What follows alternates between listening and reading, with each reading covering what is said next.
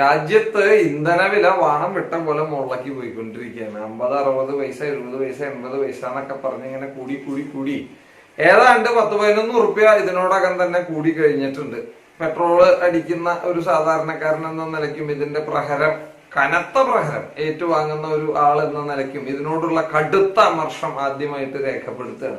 അതിൽ കൂടുതൽ നമുക്ക് ഇതിനകത്ത് ഒന്നും ചെയ്യാനില്ല. കാര്യം എന്താ വെച്ച് കഴിഞ്ഞാല് നമ്മള് സ്റ്റേറ്റിന്റെ ഫിനാൻസ് മിനിസ്റ്ററോ സെൻട്രലിന്റെ മറ്റേ പെട്രോളിയം മിനിസ്റ്ററോ ഒന്നുമല്ല. അപ്പൊ നമുക്ക് സാധിക്കാവുന്നത് ഇത്തരത്തിലുള്ള അമർഷം രേഖപ്പെടുത്തുക, എന്തെങ്കിലുമൊക്കെ പ്രതിഷേധങ്ങളൊക്കെ സംഘടിപ്പിക്കുമ്പോൾ അതിന്റെയൊക്കെ ഭാഗമാവുക എന്നുള്ളതാണ്. ഒരു സാധാരണക്കാരൻ എന്നുള്ള നിലയ്ക്ക് വീണ്ടും ഒരു തവണയും കൂടിയും ഈ അമർഷം രേഖപ്പെടുത്തുകയാണ്. പക്ഷേ നമ്മുടെ നാട്ടില് ചില ആൾക്കാർ ടൈലർ മണി റോള് കളിക്കുന്നുണ്ട്. ടൈലർ മണി എന്ന് പറഞ്ഞാൽ പെട്ടെന്ന് നിങ്ങൾക്ക് ഓടിയിട്ടുണ്ടാവില്ല. സേതുരാമയ്യർ CBI എന്ന് പറഞ്ഞിട്ടുള്ള ഒരു ഹിറ്റ് മൂവി ഉണ്ട്. അതിനകത്ത് ജഗദീഷ് അവതരിപ്പിച്ചിട്ടുള്ള കഥാപാത്രത്തിന്റെ പേരാണ് ടൈലർ മണി. ടൈലർ മണി ഒരു കൊലപാതകമൊക്കെ നൈസായിട്ട് ചെയ്തിട്ട് അതിന്റെ യഥാർത്ഥ പ്രതികളെ പിടിക്കണം, അത് CBI അന്വേഷിക്കണം എന്നൊക്കെ പറഞ്ഞ് പുറത്തു വന്നിട്ട് ഒരു ജനകീയ സമിതി രൂപീകരിക്കുകയും വലിയ പ്രതിഷേധങ്ങളും പ്രക്ഷോഭങ്ങളൊക്കെ നയിക്കുകയും ചെയ്തിട്ടുള്ള ആളാണ് ടൈലർ മണി. അപ്പോ നമ്മുടെ നാട്ടിൽ കുറച്ച് ആൾക്കാർ ടൈലർ മണി റോള് കളിക്കുന്നുണ്ട്. അപ്പോ സാധാരണക്കാരായിട്ടുള്ള നമുക്കും ഈ ടൈലർ മണിമാർക്കും മനസ്സിലാക്കുന്നതിനായിട്ട് ഈ പെട്രോളിയം പ്രൈസിന്റെ ഒരു കഥ, അല്ലെങ്കിൽ പെട്രോളിന്റെയും ഡീസലിന്റെയും പ്രൈസിന്റെ ഒരു കഥയാണ് ഞാൻ ഈ വീഡിയോയിലൂടെ നിങ്ങളുമായിട്ട് പങ്കുവയ്ക്കുന്നത്. ഒരു ചെറിയ വ്യത്യാസമുണ്ട്. സിനിമയിലൊക്കെ എഴുതി കാണിക്കുന്നത് പോലെ ഈ സിനിമയിലെ കഥാപാത്രങ്ങളെല്ലാം സാങ്കല്പികം മാത്രമാണെന്ന് എഴുതി കാണിക്കുന്നത് പോലെയല്ല. ഇത് ആക്ച്വൽ ആണ്, ഇത് ഒറിജിനൽ ആണ്.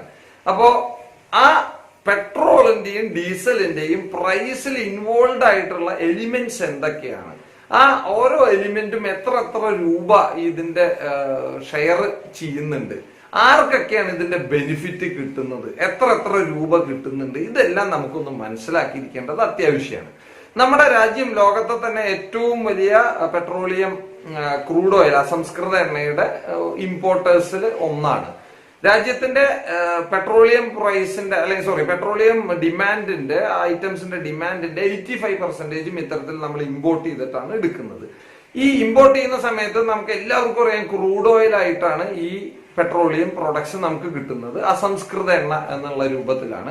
അതൊരു ബാരലിലാണ് കിട്ടുക. ഒരു barrel is equal to 159.3 litres of crude oil ആണ്. ഇതൊരു ഇന്റർനാഷണൽ കമ്മോഡിറ്റി ആയതുകൊണ്ട് തന്നെ ഡോളർ റേറ്റിലാണ് നമുക്ക് ഇതിന്റെ പ്രൈസ് എപ്പോഴും പറയുക. ഇത്ര ഡോളറാണ് ഒരു ബാരൽ എണ്ണയുടെ വില എന്നാണ് പൊതുവിൽ പറയുന്നത്. അപ്പൊ അതുകൊണ്ട് തന്നെ ഈ ഡോളറിൽ ഉണ്ടാക്കുന്ന വില വേരിയേഷനും അല്ലെങ്കിൽ ചാഞ്ചാട്ടവും പ്രൈസ് വേരിയേഷനൊക്കെ ഈ പെട്രോളിയം പ്രൈസിനെയും ബാധിക്കാറുണ്ട്. ചില സമയത്ത് ക്രൂഡ് ഓയിലിന്റെ പ്രൈസിൽ പ്രത്യേകിച്ച് മാറ്റമൊന്നും ഉണ്ടാവില്ല. പക്ഷെ പെട്രോളിയം പ്രൈസിന്റെ ഐറ്റംസിന്റെ പ്രൈസ്, പെട്രോളിന്റെയും ഡീസലിന്റെയും പ്രൈസ് ചില സമയത്ത് പൊന്തുകയും താഴുകയും ചെയ്യും. അത് ഈ ഡോളർ റേറ്റിൽ വരുന്ന വേരിയേഷന്റെ ബേസിസിലാണ്. അപ്പോ ഇന്നലത്തെ വില അനുസരിച്ച് 2905 രൂപയാണ് ഒരു ബാരൽ ക്രൂഡ് ഓയിലിന്റെ വില. ഈ ക്രൂഡ് ഓയിലായിട്ട് വാങ്ങുന്ന ഈ സാധനം പിന്നീട് റിഫൈനറിയിൽ പോയിട്ട് റിഫൈൻ ചെയ്തിട്ടാണ് ഇത്തരത്തിൽ ഗ്യാസും പെട്രോളും ഡീസലും മണ്ണെണ്ണയും ടാറൊക്കെ നമുക്ക് ബൈ പ്രോഡക്ട്സ് ആയിട്ട് കിട്ടുന്നത്. അപ്പോ ഈ അസംസ്കൃത എണ്ണയായിട്ട് ക്രൂഡ് ഓയിലായിട്ട് വാങ്ങുന്ന ഒരു ബാരലിന് വില 2905 രൂപയാണ് ഇന്നലെ രാത്രിയുടെ അടിസ്ഥാനത്തിൽ. ഇപ്പൊ ചിലപ്പോൾ അത് മാറിയിട്ടുണ്ടാവും. 159 ലിറ്റർ ആണ് ഒരു ബാരലിൽ വരുന്നത്. അപ്പൊ നമുക്ക് ഒരു ലിറ്റർ ക്രൂഡ് ഓയിലിന്റെ വില എന്ന് പറയുന്നത് 18 രൂപ 23 പൈസയാണ്. ഞാൻ പറഞ്ഞു അത് റിഫൈൻ ചെയ്തിട്ട് വേണം ഈ പ്രോഡക്ട്സ് ഒക്കെ ഉണ്ടാക്കാനായിട്ട്. അപ്പൊ അതിന് റിഫൈനിങ് ചാർജ് ഉണ്ട്. ഏതാണ്ട് 6 രൂപ 10 പൈസയാണ് ഈ ഇത്തരത്തിൽ റിഫൈൻ ചെയ്യുന്നതിനായിട്ട് ഒരു ലിറ്ററിന്റെ പെട്രോളിന്റെ കോസ്റ്റ് വരുന്നത്. അത് റിഫൈനറികളിൽ നിന്ന് റീറ്റെയിൽ ഔട്ട്ലെറ്റ്സ് ആയിട്ടുള്ള പെട്രോൾ പമ്പുകളിൽ എത്തിക്കേണ്ടതുണ്ട്. അതിനായിട്ട് ഇതിന്റെ കയറ്റിറക്ക് കൂലി, ഇതിന്റെ ഫ്രൈറ്റ് ചാർജസ്, ട്രാൻസ്പോർട്ടേഷൻ തുടങ്ങിയിട്ടുള്ളത് ഇൻവോൾവ് ആണ് അതിൽ. അതിനായിട്ട് ഏതാണ്ട് 3 രൂപ 31 പൈസ പെർ ലിറ്റർ പെട്രോളിന് അത്തരത്തിലുള്ള കോസ്റ്റ് വരുന്നുണ്ട്. അപ്പോ ഏതാണ്ട് ഈ 3 എലിമെന്റ്സും കൂടിയിട്ട് 27 രൂപ 64 പൈസയാണ് ബേസിക് കോസ്റ്റ് വരുന്നത്. അതിനകത്ത് ഈ പറയുന്ന പ്രൈസിൽ സെൻട്രൽ എക്സൈസ് അതുപോലെ കസ്റ്റംസ് ഡ്യൂട്ടി, ഈ രണ്ടും സെൻട്രൽ ഗവൺമെന്റ് ചാർജ് ചെയ്യുന്ന ടാക്സുകളാണ്. ഇത് രണ്ടും കൂടെ ഇപ്പോൾ പെട്രോളിന് ഏതാണ്ട് 32 രൂപ മുതൽ 33 രൂപ വരെയാണ് സെൻട്രൽ ഗവൺമെന്റിന് ഈ പറയുന്ന 1 ലിറ്റർ പെട്രോളിന് കിട്ടുന്ന തുക. ഡീലർ കമ്മീഷൻ അത് ഞാൻ നേരത്തെ പറഞ്ഞ പോലെ ഓരോ ഡീലേഴ്സിന് അനുസരിച്ചിട്ടാണ് മാറ്റം ഉണ്ടാകാം. ഈ പറയുന്ന തുകകളിലൊക്കെ ചെറിയ ചെറിയ നോമിനൽ ആയിട്ടുള്ള വ്യത്യാസങ്ങൾ ഉണ്ടാവും. കാര്യം പല കമ്പനീസിന് ഡിഫറൻസ് ആണ്. BPCL കൊടുക്കുന്നത് അല്ലെങ്കിൽ അവരുടെ റിഫൈനിങ് കോസ്റ്റ് ആയിരിക്കില്ല ചിലപ്പോൾ HP-യുടെ, ഇത് രണ്ടും ആയിരിക്കില്ല IOC-യുടെ, അതൊക്കെ ഡിഫറെന്റ് ആയിരിക്കും. എന്നിരുന്നാലും ഏകദേശം ഇതുമൊക്കെയായിട്ട് ബന്ധപ്പെട്ടിരിക്കും. അപ്പൊ ഡീലർ കമ്മീഷൻ എന്ന് പറയുന്നത് ഏതാണ്ട് 3 രൂപ 20 പൈസയാണ്. അപ്പോ ഈ എലിമെന്റ്സ് എല്ലാം കൂടി കൂട്ടുമ്പോൾ ഏതാണ്ട് 60 രൂപയോളം ഇത്തരത്തില് ക്രൂഡ് ഓയിലിന്റെ ബേസിക് പ്രൈസ്, അതിന്റെ മുകളിലുള്ള refining cost, transportation, dealer commission, central excise, customs duty, ഇതെല്ലാം കൂടി ഒരു 60 രൂപ റേഞ്ചില് നമുക്ക് ഈ പെട്രോളിന്റെ പ്രൈസ് വരുന്നുണ്ട്. 60 രൂപ 61 രൂപ റേഞ്ചിൽ വരും. ശേഷിച്ച 21 റുപ്യ അത് നമ്മളുടെ സ്റ്റേറ്റിന്റെ വാറ്റാണ്. വാറ്റ് എന്ന് പറഞ്ഞാൽ വാല്യൂ ആഡഡ് ടാക്സ്. ഇത് GST-യിൽ ഉൾപ്പെടുത്താതെ മാറ്റി വെച്ചിരിക്കുന്നത് കൊണ്ട് ഇപ്പോഴും പെട്രോളിയം പ്രൊഡക്ട്സിന് വാറ്റാണ്. അതായത് വിൽപ്പന നികുതി, സെയിൽ ടാക്സ്, പഴയ സെയിൽസ് ടാക്സ്, ഇപ്പൊ വാല്യൂ ആഡഡ് ടാക്സ്. അത് പ്ലസ് കേരള സംസ്ഥാനം, നമ്മുടെ സംസ്ഥാനത്തിന്റെ കാര്യമാണ്. എല്ലാ സംസ്ഥാനങ്ങളും ഡിഫറെന്റ് ആയിട്ടുള്ള കാര്യങ്ങൾ ചെയ്യുന്നുണ്ട്. കേരള സംസ്ഥാനത്തില് ഈ പറയുന്ന 1 രൂപ സെസ് പ്ലസ് 25 പൈസ പൊല്യൂഷൻ സെസ്, ഈ 2 ഐറ്റം കൂടി ആഡ് ചെയ്തിട്ട് 21 രൂപ 30 പൈസയോളം ഏകദേശം സംസ്ഥാന ഗവൺമെന്റും ഈ പറയുന്ന 81-82 രൂപയിൽ ഉണ്ടാക്കുന്നുണ്ട്. ഈ സംസ്ഥാന ഗവൺമെന്റിന്റെ ഇൻവോൾവ്മെന്റ് അല്ലാന്നുണ്ടെങ്കിൽ അവരുടെ ഒരു റോൾ ഇതിനകത്ത് ഉണ്ട് എന്ന് നമുക്ക് മനസ്സിലാക്കാൻ വളരെ സിമ്പിൾ ആയിട്ട് നമ്മൾ ഒരു കാര്യം കമ്പയർ ചെയ്താൽ മതി. ഇന്നലെ ബോംബെയില് ഏതാണ്ട് 87 രൂപയാണ് വില, ഡൽഹിയില് 79 റുപ്യാണ് വില, കേരളത്തില് 81-82 റുപ്യാണ് വില, തമിഴ്നാട്ടിൽ പോയാൽ 83 രൂപയാണ് വില. അപ്പോ സെൻട്രലാണ് ഈ പറയുന്ന പെട്രോൾ പ്രൈസിന്റെ മൊത്തം കാര്യങ്ങൾ നിയന്ത്രിക്കുന്നത് എങ്കിൽ ഇന്ത്യയില് ത്രൂ ഔട്ട് ഒരൊറ്റ വിലയായിരിക്കണം ആണല്ലോ. അപ്പൊ ഈ സ്റ്റേറ്റുകളിൽ ഡിഫറെന്റ് സ്റ്റേറ്റ്സിലെ ഡിഫറെന്റ് വില എന്ന് പറയുന്നതിന്റെ അടിസ്ഥാനം തന്നെ അവര് ചുമത്തുന്ന നികുതിയിലെ വ്യത്യാസമാണ്. കേരളം ചുമത്തുന്ന പെർസെന്റേജ് ആയിരിക്കില്ല ബോംബെ ചുമത്തുന്നത്, അല്ലെങ്കിൽ മഹാരാഷ്ട്ര ചുമത്തുന്നത്, അതായിരിക്കില്ല ഡൽഹി ചുമത്തുന്നത്. അതുകൊണ്ടാണ് ഈ ചെറിയ വേരിയേഷൻ പല സ്ഥലങ്ങളിലും ഈ പെട്രോൾ പ്രൈസിൽ ഉണ്ടാവുന്നത്. അപ്പോൾ അതിൽ നിന്ന് നമ്മൾ മനസ്സിലാക്കേണ്ടത് ഈ സ്റ്റേറ്റിനും ഇതിൽ കാര്യമായിട്ടുള്ള റോൾ ഉണ്ട്, വിഹിതമുണ്ട്. ഇത്രയും മനസ്സിലായി എന്ന് വിചാരിക്കുന്നു. ഇനി നമ്മൾ മനസ്സിലാക്കേണ്ടത് ഈ പറയുന്ന നമ്മുടെ രാജ്യത്ത് ഫിനാൻസ് കമ്മീഷൻ എന്ന് പറഞ്ഞിട്ടുള്ള ഒരു ഇടപാടുണ്ട്. ഫിനാൻസ് കമ്മീഷൻ ഇപ്പോ 15th ഫിനാൻസ് കമ്മീഷനാണ് ഇപ്പോൾ നിലവിലുള്ളത്. NK സിംഗ് എന്ന് പറയുന്ന അദ്ദേഹത്തിന്റെ അധ്യക്ഷതയിലുള്ള ഫിനാൻസ് കമ്മീഷനാണ് നിലവിലുള്ളത്.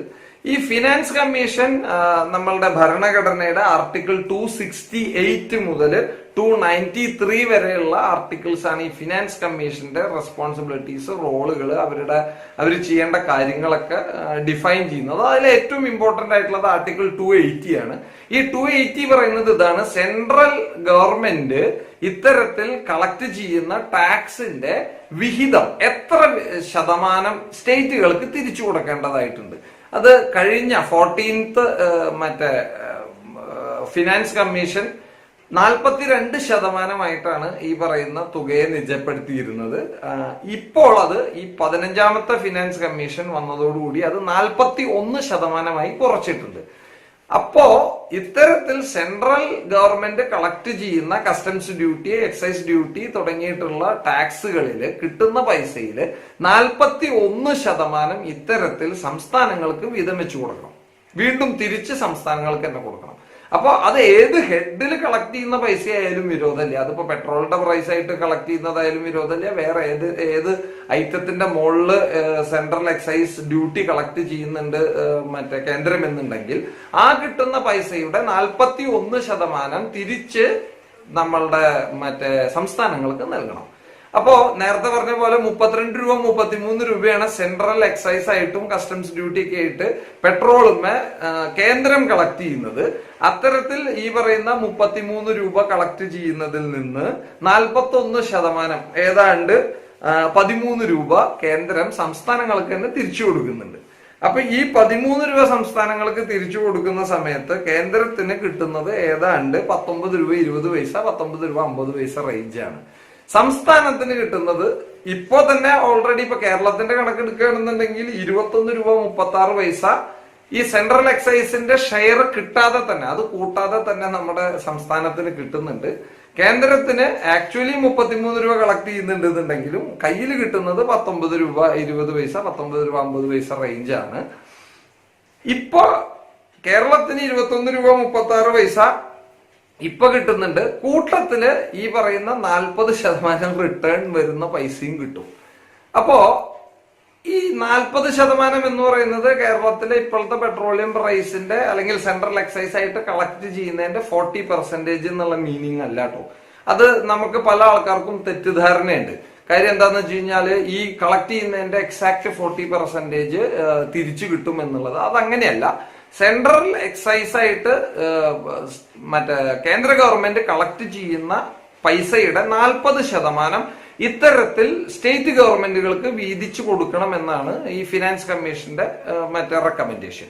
അപ്പൊ ഈ 41% വീതം വെക്കുമ്പോൾ ടോട്ടൽ എമൗണ്ടിനെ ഓരോ സംസ്ഥാനങ്ങളുടെയും ഇൻകം ജനറേറ്റ് ചെയ്യാനുള്ള കപ്പാസിറ്റി, അതുപോലെ തന്നെ പോപ്പുലേഷൻ, ഏരിയ, ഫോറസ്റ്റ് ഏരിയ, അതുപോലെ ഡെമോഗ്രഫിക് ചേഞ്ചസ്, ഇതിന്റെയൊക്കെ അടിസ്ഥാനത്തിൽ, അതിന്റെ വെയിറ്റേജിന്റെ അടിസ്ഥാനത്തിൽ ഓരോ സംസ്ഥാനത്തിനും ഈ പറയുന്ന മറ്റേ വിഹിതം നിശ്ചയിച്ചിട്ടുണ്ട്. അതിൽ ഇന്ത്യയിൽ ഏറ്റവും കൂടുതൽ വിഹിതം നേടുന്ന സംസ്ഥാനം UP ആണ്. 18% ഈ അതായത് 1000 രൂപ അല്ലെങ്കിൽ 100 രൂപ സെൻട്രൽ എക്സൈസിന്റെ വിഹിതമായിട്ട് കേന്ദ്ര സർക്കാർ സംസ്ഥാനങ്ങൾക്ക് കൊടുക്കുന്നുണ്ട് എങ്കിൽ അതിൽ ഏതാണ്ട് 18 രൂപ UPക്കാണ് കിട്ടുക. കാര്യം UP വലിയ സംസ്ഥാനമാണ്, വലിയ ജനസംഖ്യയുള്ള സംസ്ഥാനമാണ്, ഏരിയ ഉള്ള സംസ്ഥാനമാണ്.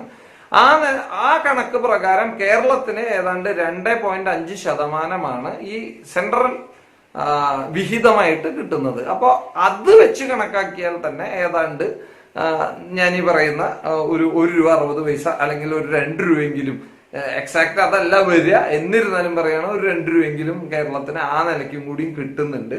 അപ്പോ അത് വെച്ച് നോക്കിക്കഴിഞ്ഞാൽ ഏതാണ്ട് 25 റുപ്യ സംസ്ഥാനം വാങ്ങുന്നു, കേന്ദ്രത്തിന് ഒരു 19 റുപ്യ കിട്ടുന്നു. എന്നിട്ടും ഇവിടത്തെ നമ്മളുടെ കയറുവിരി ചങ്ങാതി പറയുന്നു ഞാൻ 10 പൈസ കുറക്കില്ലേ. കേന്ദ്രമാണ് കാശ് കൂട്ടിയത്. ഈ കേന്ദ്രം കാശ് കൂട്ടിയിട്ടുണ്ടെങ്കിൽ 13 രൂപയോ മറ്റുമാണ് കേന്ദ്രം പല ഘട്ടങ്ങളിലായിട്ട് സെൻട്രൽ എക്സൈസ് കൂട്ടിയിട്ടുള്ളത്. കൂട്ടിയിട്ടുണ്ടെങ്കിൽ അതിന്റെ 40% ഇവിടെ സംസ്ഥാനങ്ങൾക്ക് തന്നെയാണ് കിട്ടുന്നത്. അപ്പൊ ബെനിഫിഷ്യറി ബേസിക്കലി സംസ്ഥാനങ്ങൾ തന്നെയാണ്. സംസ്ഥാനങ്ങളുടെ വാറ്റിൽ പ്രത്യേകിച്ച് മാറ്റങ്ങളൊന്നും സംഭവിച്ചിട്ടില്ല. അപ്പോ നിജസ്ഥിതി ഇതാണ്.